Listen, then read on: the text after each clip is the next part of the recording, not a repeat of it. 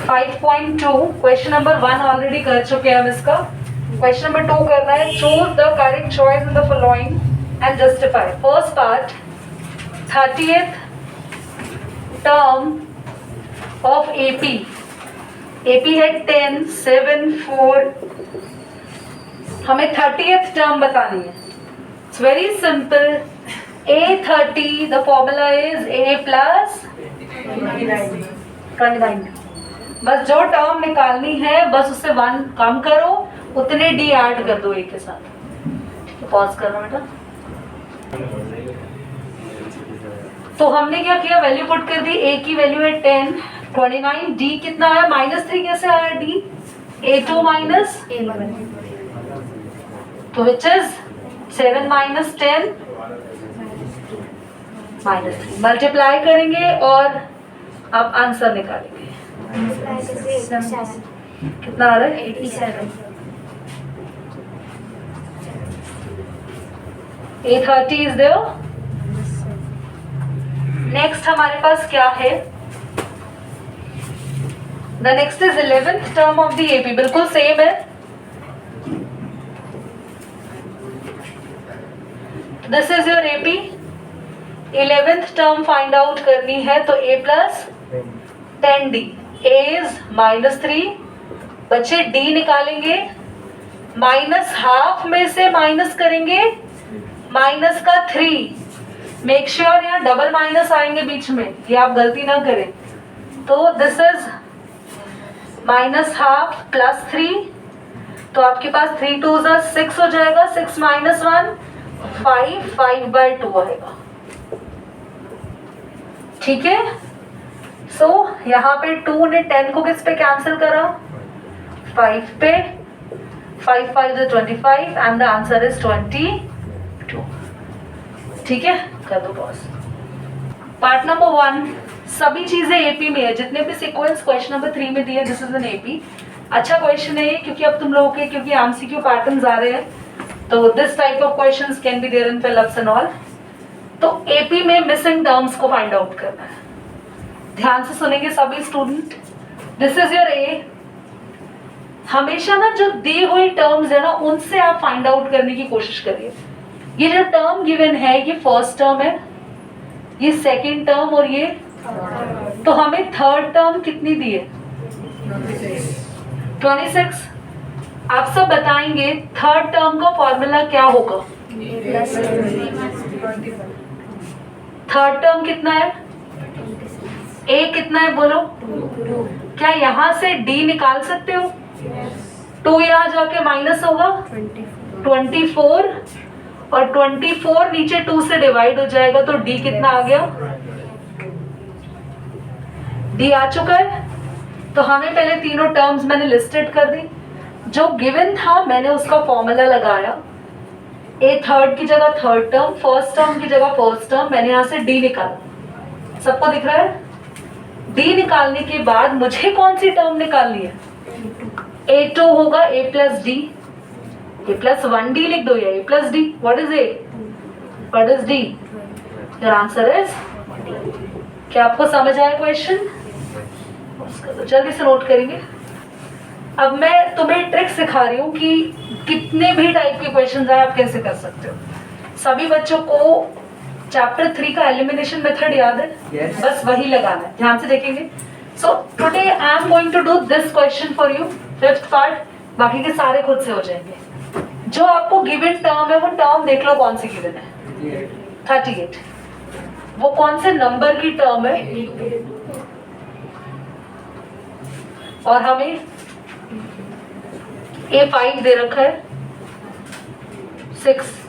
A6 given है minus का 22। करना क्या है, जो 2 टर्म्स गिवन है उनका फॉर्मूला खोल दो। A2 को लिख सकते हो A plus D कितनी है? A6 को लिख सकते हो A plus। अब हम बस इन्हें एलिमिनेशन से सॉल्व करके A और D निकालेंगे। जैसे ही A और D आ गए तो हम तो कोई भी टर्म निकाल सकते हैं। एलिमिनेशन के लिए निशान थोड़ा समझ ले, क्योंकि निशांत को लगता था साइन चेंज करे थे, वो तो सबके नहीं करता था साइन चेंज। वो किसी एक के साइन चेंज करता था, तो that's another way of elimination done by the Nishant. But अगर आप किसी एक के साइन चेंज करेंगे तो सबके होंगे, तो माइनस यहाँ पे साइन क्या आएगा, लक्ष्य यहाँ साइन कैंसिल। बच्चों अभी 5 का साइन माइनस कंसिडर करेंगे, -5d प्लस तो माइनस का 4d, यहाँ प्लस और प्लस प्लस ही होगा, 8 और 2 10 16। बेटा d आएगा 4, इसको कैंसिल करेगा, 4 1 जा 4, 4 5 जा माइनस का d आ गया। d आप किसी भी इक्वेशन में पुट कर दो, आपकी मर्जी है, वहां से ये निकालो। मैं फर्स्ट इक्वेशन में रख रही हूँ, यहां से दिखाई दे रहा है मुस्कान, d है माइनस का 15, तो a आ जाएगा 38 प्लस 15, कितना आ गया 8, 53 है ना, 48 प्लस 5 53, a और d आ चुका है। अब तुम कोई भी टर्म निकाल सकते हो। फर्स्ट टर्म क्या होती है, a ही होती है, कितना आया, सेकंड टर्म बता, थर्ड टर्म का फॉर्मूला नहीं लगा सकते, a प्लस a कितना है और d कितना आया माइनस का, तो 53, 15 इंटू 2 30 माइनस का, तो 53 में से 30 गया, कितना बचेगा, तो टर्म आ गई a4 निकाल लोगे अब। तो बस करना क्या है, जो टर्म्स गिवन होती है उनका फॉर्मूला खोल के, जैसे यहाँ a2 गिवन है ना, a2 a प्लस d, ये a4 है ना, a4 को क्या लगाएंगे, इसको भी a निकालना है और a और d आते हैं, बाकी के सारे टर्म्स आ जाएंगे। कर लेंगे सारे पार्ट्स, पॉज करिए, डू इट, ध्यान से सुनेंगे सभी। जब हमें a नहीं पता उस केस में आप दोनों टर्म का फॉर्मूला खोल के एलिमिनेशन लगाएंगे, बट जब हमें पहले से ही क्या पता है बच्चों, तो आपको एलिमिनेशन की जरूरत ही नहीं है, सीधा आपने ये देखा ये कौन सी टर्म है 6, तो आपने इसको लिख दिया a प्लस, और a पहले से ही पता है कितना, a 6 की जगह d निकाल लोगे, ठीक है। So let's start it with the question number 4. Question number 4 में हमें AP दिया हुआ है, which is 3, 8, 13, 18 and पूछा है कौन सी टर्म है 78.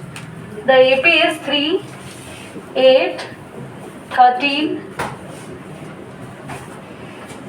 Listen everyone, मैंने बोला था आज की क्लास के स्टार्टिंग में, every unidentified term, जो टर्म हमें नहीं पता कौन से नंबर पे आ रही है, we let or take it equal to an, और an का फॉर्मूला होता है a प्लस, फर्स्ट टर्म पता है 3, n क्या पता है 78 कौन से नंबर पे है, नहीं, वही तो हमें फाइंड आउट करना है। d डिफरेंस कितना है देखो,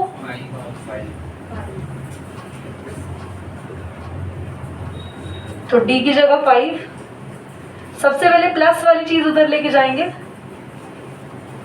तो 3 आ जाए 78 में से माइनस होगा 70, 5 मल्टीप्लाई में इधर आके डिवाइड, क्या आएगा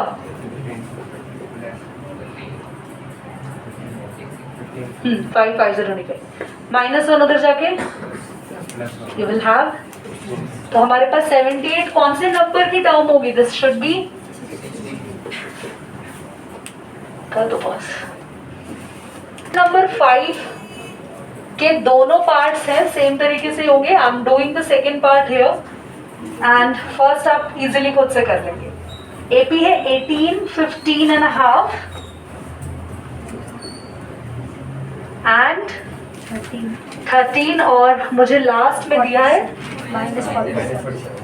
सभी ध्यान से इधर देखेंगे, पूछा है इस पूरे AP में कितने टर्म्स है। लिसन, एक क्लास है जहाँ बहुत सारे बच्चे बैठे हुए हैं और कोई बाहर से आता है, वो न्यू है, तो पूछेगा क्लास में कितने बच्चे हैं, बहुत सारे स्टूडेंट्स हैं, तो गिनने से बेटर है अगर हमें टीचर का रजिस्टर पता है कि टीचर जिसमें अटेंडेंस लेती है, आखिरी रोल नंबर किसका है, तो पता चल जाता है हाँ कि उतने बच्चे हैं। यस और नो, तो ये भी कुछ रोल नंबर वाला ही केस है। अगर हमें ये पता चल जाए कि -47 किस नंबर पे आ रहा है, ये टर्म 10th नंबर पे आ रही है या 14th या 20, तो हमें पता चल जाएगा कि जो इसका नंबर है टोटल उतनी टर्म्स यहाँ है। तो इसका मतलब बस इसको पता लगाना है ये कौन से नंबर पे है। तो हम लोग फिर से, क्योंकि ये हमें पता नहीं है कौन से नंबर पे है, तो इसको an लेट करेंगे। an का फॉर्मूला समझ में आ रहा है? a की जगह n हमें फाइंड करना है। d के प्लेस पर हमारे पास d आएगा 15.5 -18। पहले तो इसको कर लेते हैं, 31/2 हो जाएगा, मिक्स्ड फ्रैक्शन है ये। तो बेटा आपके पास ये आएगा 2 × 18 36, 36 में से 31 गया, माइनस का 5/2।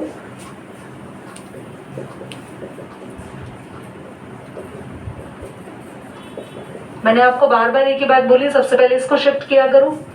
तो n - 1 -47 -18 कितना हुआ? प्लस कर लिया तुम लोगों ने पहले। अभी ये चीज मल्टीप्लाई में है, उधर जाएगी तो 2 ऊपर -5 नीचे। पहले तो माइनस हटा देंगे, 5 1 = 5, 5 3 = 13, 2 = 26 और -1 उधर चला जाएगा तो n कितना आ गया? ये पता चल गया कि हमारे पास ये टर्म कौन से नंबर पे है? 27 नंबर पे ये टर्म आ रही है। तो टोटल कितनी टर्म्स हुई? There are total 2।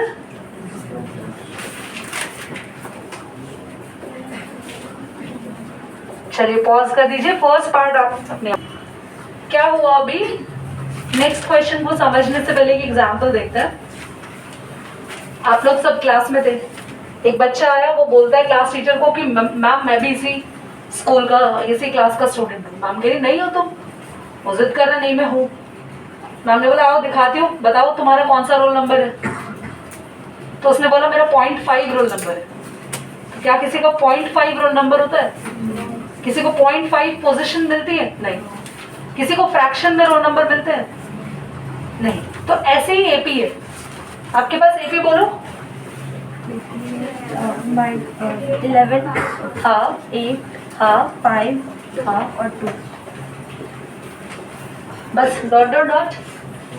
अब हमसे पूछा है इस एपी में -150 कौन सी टर्म है? वो ये -150 वही बच्चा है जो मैम के पास आ गया।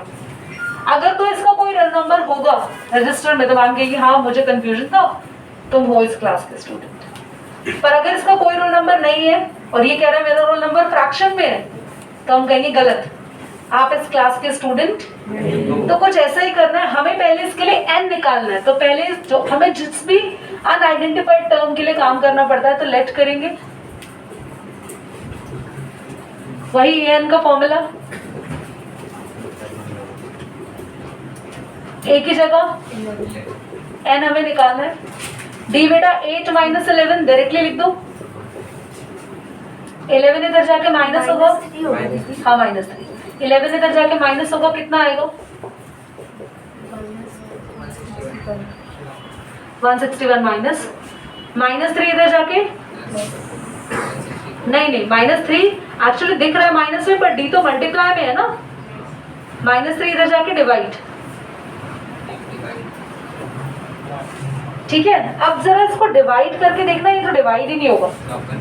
अब -1 को उधर ले जाओ क्योंकि कट नहीं रहा ना।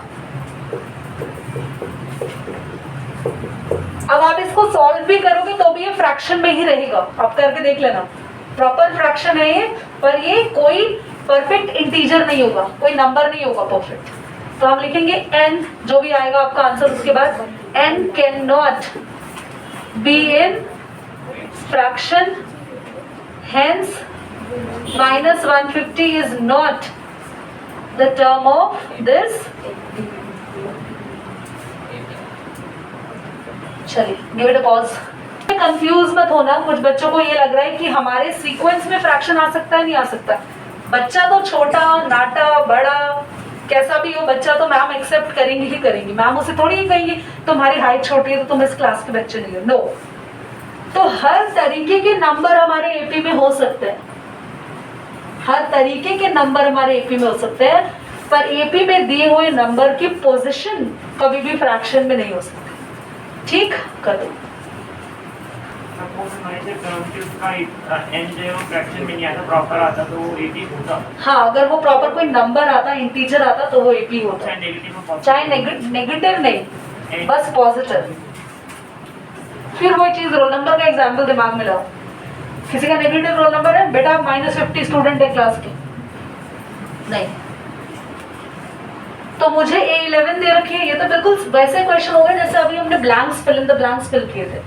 एक टर्म दे रखी है, दूसरी टर्म दे रखी है, तो पहले A11 का फॉर्मूला A प्लस, तो A11 की जगह 38, A16 का, तो A16 की जगह बोलो 70। क्या हम इसको एलिमिनेशन से सॉल्व करके A और D निकाल सकते हैं? और जैसे ही A और D आ जाए तो 31st टर्म निकालने में क्या प्रॉब्लम है? A plus 30। जल्दी से आप लोग इसको एलिमिनेशन से सॉल्व करिए और बताइए A और D क्या आ रहा है। कर दिया बेटा इसको? पॉज करना है। हाँ